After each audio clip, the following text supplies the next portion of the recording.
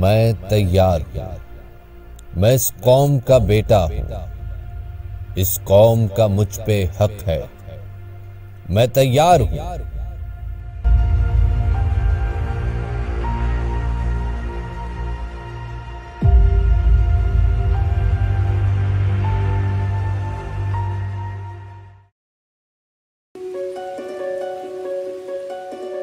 Air marshal عظیم داؤد پوتا 14 ستمبر 1933 کو بامبے میں پیدا ہوئے۔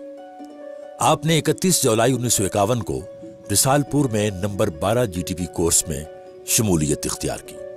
اعلیٰ کارکردگی کی بنیاد پر مزید تربیت حاصل کرنے کے لیے Royal air force academy Australia بھیجا گیا۔ ٹریننگ مکمل کرنے کے بعد 1955 میں بطور فائٹر پائلٹ واپس لوٹے۔ 1965 میں جب جنگ کا آغاز ہوا تو آپ نمبر 18 اسکواڈرن کی کمانڈ کر رہے تھے۔ جنگ ستمبر کے دوران آپ نے 20 کمبیٹ مشنز میں حصہ لیا اور انتہائی مہارت اور چابک دستی سے تمام مشن کو سر انجام دیا۔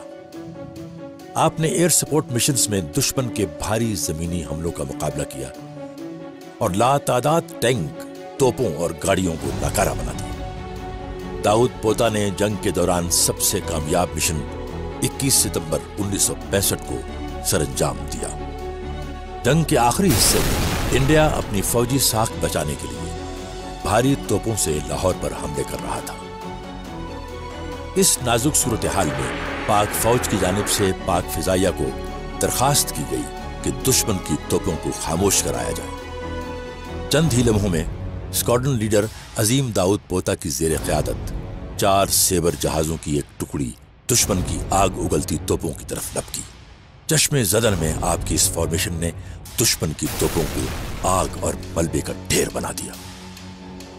اسی شام لاہور کے جنرل آفیسر کمانڈنگ کی جانب سے آپ کی اس فارمیشن کی گراں قدر کامیابی پر مبارکباد کا پیغام بھیجا گیا۔ علاوہ ازیں جنگ ستمبر کے دوران آپ کی زیر قیادت ایک فارمیشن نے 2 بھارتی جہازوں کو بھی نشانہ بنایا۔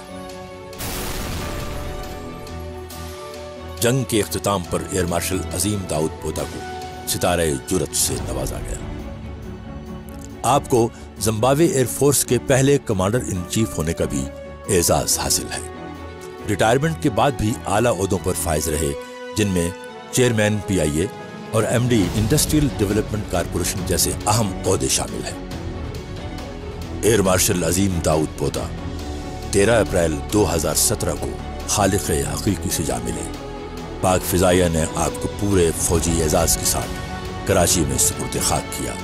پاکستانی عوام اور بالخصوص پاک فضائیہ آپ کی خدمات کو ہمیشہ یاد رکھے گی۔